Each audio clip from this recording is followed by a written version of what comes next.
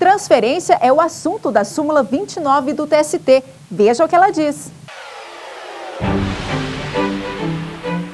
A súmula número 29 do TST diz: empregado transferido por ato unilateral do empregador para local mais distante de sua residência tem direito a suplemento salarial correspondente ao acréscimo da despesa de transporte. A súmula 29, ela conjuga como pano de fundo dois institutos de grande importância para o direito do trabalho. O primeiro deles é o princípio da inalterabilidade das condições contratuais. E o segundo, que está no artigo 468 da CLT. E o segundo é o próprio poder de comando do empregador, o chamado jus postulandi. Então há um certo limite em que o empregador pode alterar, fazer aquelas pequenas alterações unilateralmente do contrato sem consultar os interesses do empregado. E, ao mesmo tempo, as grandes alterações são vedadas pelo artigo 468 da Consolidação das Leis do Trabalho. Então, o empregado, quando é contratado para trabalhar num determinado local, ele se organiza, ele tem despesas para o deslocamento da sua casa até o local de trabalho. O empregador, dentro do município, dentro da mesma localidade, ele pode, com o seu poder de comando, chamado jus postulandi, transferir, deslocar o empregado para outra localidade dentro do mesmo município, para outro local, de um bairro para o outro, por exemplo. Ele pode fazer essa mudança sem consultar os interesses do empregado. Ele não pode fazer uma transferência que implique em mudança de domicílio, em mudança de município. Essa condição aí tem que haver a concordância do empregado. E vamos ao julgamento de destaque no Tribunal Superior do Trabalho. Para o Tribunal Superior do Trabalho, não deve haver limite estabelecido pelo empregador para o pagamento de hora extra mensal.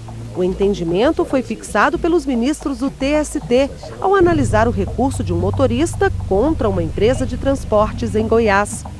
A empresa estabeleceu o limite de pagamento de 60 horas extras mensais, sem levar em conta a quantidade de horas trabalhadas pelos funcionários. Agora, com a decisão do TST, o motorista vai receber o correspondente a 194 horas extras trabalhadas por ele em apenas um mês e sem intervalos de descanso. Antes de chegar ao TST, o caso foi analisado pelo Tribunal Regional do Trabalho de Goiás. O pedido do motorista não foi aceito porque a empresa em que ele trabalhava alegou que o limite estipulado estava previsto no acordo coletivo da categoria e que esse valor já havia sido pago. Argumento aceito pelo TRT. O motorista recorreu ao Tribunal Superior do Trabalho e a negativa do TRT foi mantida pelos ministros da 5ª turma. Mas a decisão esbarrou em uma questão jurisprudencial. É que, ao julgar um caso parecido, os ministros da 6ª turma tiveram um entendimento diferente, o que provocou divergência. O caso foi parar na seção 1 de dissídios individuais, que revisa as decisões das turmas e unifica a jurisprudência da Corte. E, por maioria, a norma que prevê o pagamento de horas extras de forma fixa foi declarada inválida. Veja agora como foi a decisão dos ministros do TST. Relator excelentíssimo senhor ministro Horácio Sena Pires, embargo sem recurso de revista 1219 de 2010. Embargante Giovanni Pereira da Silva, embargada Vega Serviço de Transporte Limitado. O julgamento desse processo foi suspenso em razão de vista regimental concedida ao excelentíssimo senhor ministro Aloysio Corrêa da Veiga. Após o excelentíssimo senhor ministro relator ter conhecido o recurso de embargos por divergência jurisprudencial e no mérito ter-lhes dado provimento para declarar inválida a cláusula normativa que prevê o pagamento de horas extras de forma fixa. Não. Participa do julgamento o excelentíssimo senhor ministro Alberto Bresciani. A palavra ao ministro Aloysio Vistor. Senhor presidente, trata-se de norma coletiva que prevê o pagamento de horas extraordinárias fixas com o fim de flexibilizar a jornada do empregado motorista que atende em frente de trabalho no local de difícil acesso, aguardando trabalhadores para o transporte de retorno. Eu pedi vista regimental com o fim de examinar acerca da validade de norma coletiva que prevê essa limitação ao pagamento de horas extraordinárias ao motorista, que em sua atividade fica à espera dos empregados para retornarem ao serviço em largos intervalos, em locação em que há restrição de locomoção, sendo pagas 60 horas extraordinárias fixas mensais. O ministro relator entendeu que não é válida tal flexibilização por afrontar o direito do empregado de perceber pela totalidade das horas efetivamente prestadas em sobrelabor. Nesse sentido, invalida a cláusula normativa que prevê o pagamento de horas extras de forma fixa. A cláusula 5ª do Acordo Coletivo de Trabalho da categoria prevê o pagamento de 60 horas mensais a título de horas extraordinárias aos empregados motoristas, independentemente da jornada trabalhada, conforme se transcreve. Cláusula 5ª das horas extras, a título de compensação em razão da jornada de trabalho diária, ser flexível e ter horários variáveis, independentemente da jornada mensal laborada, a empresa pagará a todo motorista 60 horas extras mensais. E a duração do trabalho, o intervalo para descanso e refeição concedidos aos empregados, poderá ter duração superior a 2 horas. A decisão transcrita pela turma denota que, em razão dos intervalos intra-jornada, o autor trabalhava em 3 períodos, das 4h30 às 7h30, das 11 às 13 horas e das 17 às 19h30. A norma coletiva veio refletir o interesse da classe, porque se estaria a remunerar ao sobrelabor satisfatoriamente a compensação pelo pagamento das 60 horas mensais.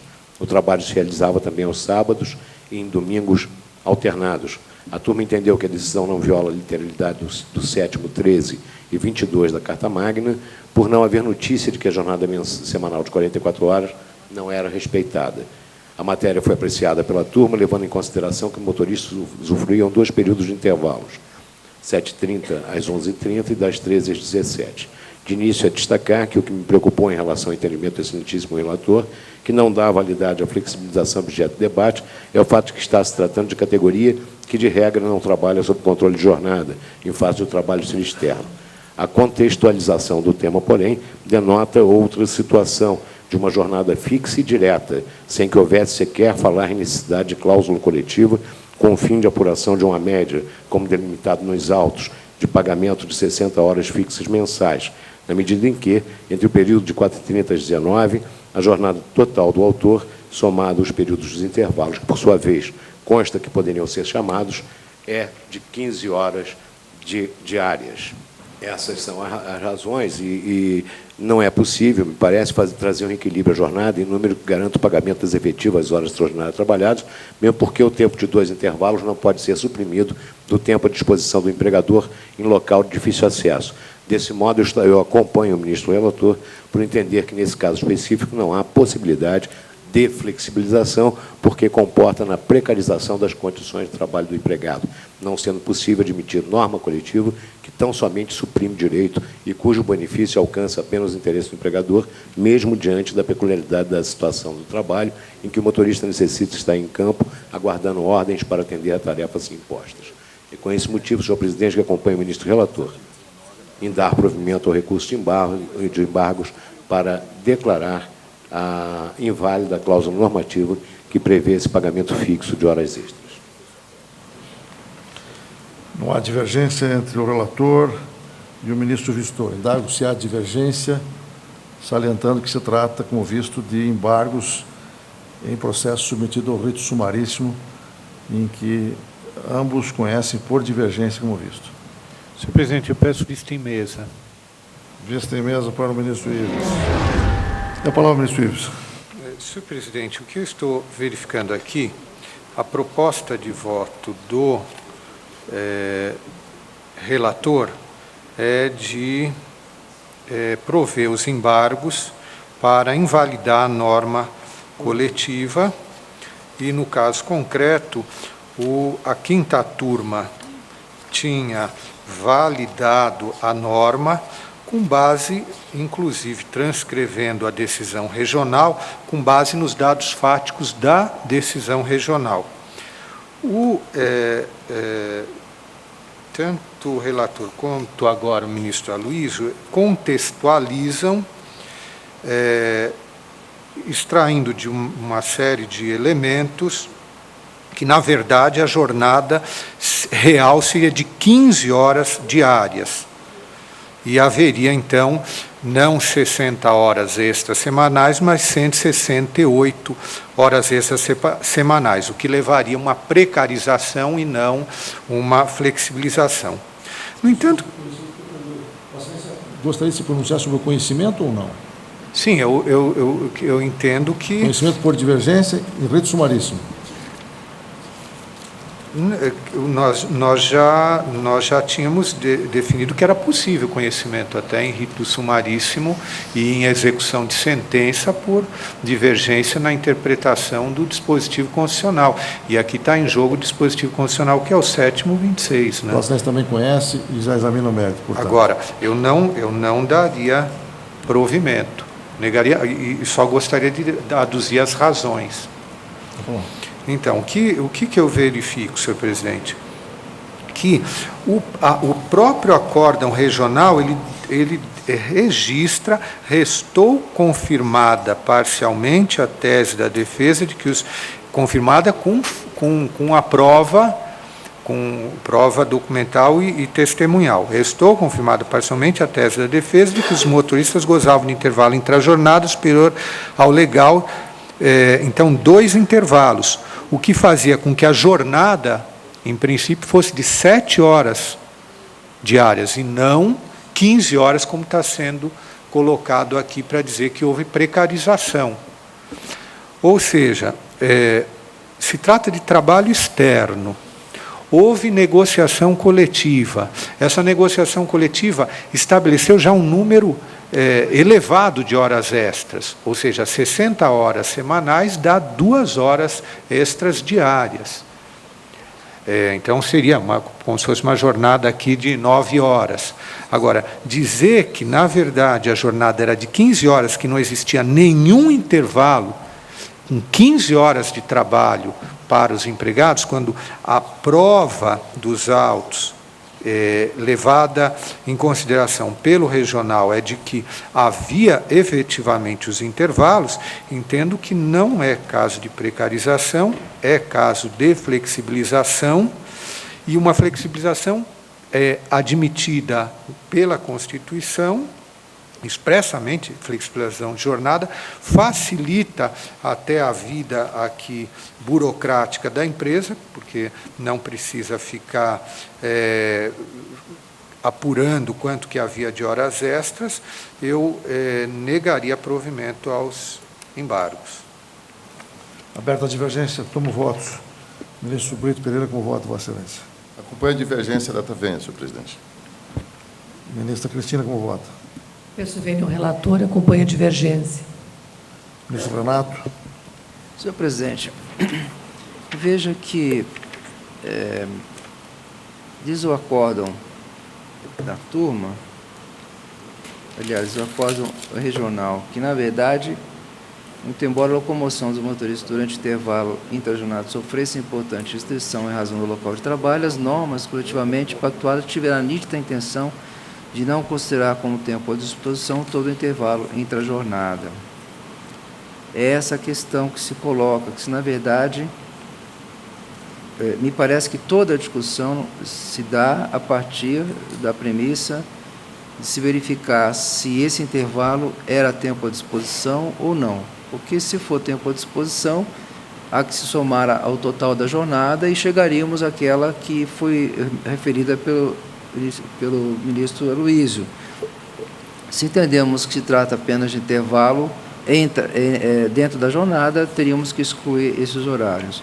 Mas, pelo que eu vejo da tese do acórdão regional, e também dos elementos que constam do voto, é que, na verdade, o reclamante não tinha disponibilidade desse tempo durante a jornada, porque ele levava os empregados até a frente de trabalho e lá permaneciam, até diz assim, lá tinha até uma área de jogos, de recreação, que ele poderia sair para fazer serviços particulares, poderia pegar uma carona, e tudo leva a crer que, na verdade, ele ficava mesmo na frente, tinha que permanecer na frente e não poderia voltar com o seu veículo, teria que deixar o veículo lá e, eventualmente, voltar por outros meios. Então, dentro da linha que já adotei na segunda turma e também que já adotei aqui na SDI, entendo que nesta hipótese, de fato, há uma restrição bastante acentuada do direito ao pagamento de horas extras. Eu peço vendo a divergência, acompanhe o relator. Qual é a conclusão, por favor? Um relator. Acompanhe o relator. Ministro Lélio, com voto, Vossa Excelência. O presidente também acompanha o relator ao entendimento de que o empregado ficava à disposição do empregador, não se admitindo a ficção pretendida pela norma coletiva, em hipótese em que manifesta a desproporcionalidade com o tempo efetivamente em que o empregado permaneceu à disposição. Peço vênia a divergência, acompanhe o relator. Ministro Vieira de Mello Filho. Presidente, peço vênia a divergência, acompanhe o relator. Ministra Dora. Senhor presidente, me parece que a situação aqui é diferente, distinta do caso de horas intíneas e tudo mais. A cláusula normativa, ela, ao meu ver, ela se limita aos trabalhadores rodoviários e não à hipótese específica dos autos, porque aqui ele era um trabalhador de uma empresa em que ele ficava, como falado pelo próprio ministro Renato, ele ficava à disposição para transportar os trabalhadores dentro dos trabalhos, dentro da empresa. Então, aqui, realmente, a discussão é sobre se ele ficava à disposição no intervalo, e aí a jornada dele era uma jornada controlada. Ao meu ver, eu vou pedir vênia à divergência e votar com o relator, exatamente em razão da particularidade do caso. Ministro Augusto César, com voto, Vossa Excelência. Presidente, as minhas razões são as mesmas que acabaram de ser esposadas pela ministra Dora. Eu acompanho o relator com vênia. Ministro Pimenta. Senhor presidente, na mesma linha, eu também considero que esse tempo à disposição era regulado pelo artigo 4º da CLT por tempo, portanto, tempo efetivamente trabalhado, razão pelo qual o número de horas extras diárias prestadas pelo reclamante era bem superior ao número de 60 horas extras mensais e não semanais, que eram pagos através da cláusula coletiva. Eu peço vênia a divergência para acompanhar o relator. Ministra Adelaide. Senhor presidente, na mesma linha da fundamentação do voto do ministro Lélio e da ministra Dora, colhe-se do acórdão turmário que o reclamante trabalhava das 4h30 da manhã às 19h30, sem intervalo, durante 6 dias por semana. Então, realmente não é a hipótese do trabalho externo de 2 horas extras de que cogita a norma coletiva. Eu peço vênia a divergência e acompanho o relator. Cabe-me votar. Eu, igualmente, penso que não é a hipótese de trabalho externo, estritamente, como foi aqui ventilado, já referido, e também penso que não é o caso de invocar-se a norma constitucional que permite a flexibilização mediante acordos coletivos, porque o artigo 7º, inciso 13 da Constituição Federal, ao permitir essa senada flexibilização, diz respeito à jornada de trabalho para efeito de compensação, como está expresso. Não é a hipótese de que se cuida em que se quer validar uma negociação coletiva para a previsão taxativa de um número limitado de horas extras em detrimento da efetiva jornada de trabalho prestada pelo empregado. Data vênia da divergência, acompanho o relator e proclamo que, por maioria de votos, vencidos os ministros Ives Brito Pereira e Maria Cristina Peduzzi, a sessão conheceu dos embargos e deu-lhes provimento, como propõe o relator. Senhor presidente, eu peço a justificativa de voto convergente. Justificativa de voto convergente para o ministro Aloísio Correia da Veiga. E não perca no próximo bloco, quando as broncas do chefe podem ser consideradas assédio moral? A resposta em 1 minuto. Até já!